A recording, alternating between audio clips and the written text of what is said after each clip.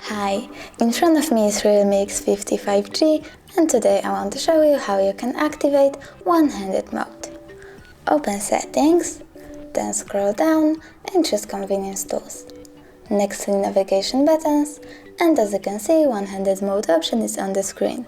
All you need to do is tap on the switcher to turn it on and follow the instructions. So I have to pull down from the bottom of the screen to enter one-handed mode.